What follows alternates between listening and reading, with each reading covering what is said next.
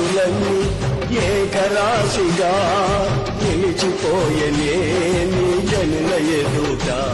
అవి భూకంపాలే అయినా పెను తుఫానులే అయినా, అవి భూకంపాలే అయినా పెను తుఫానులే అయినా నీ కృపయే శాసించున్నా, అవి అణగిపోవునా.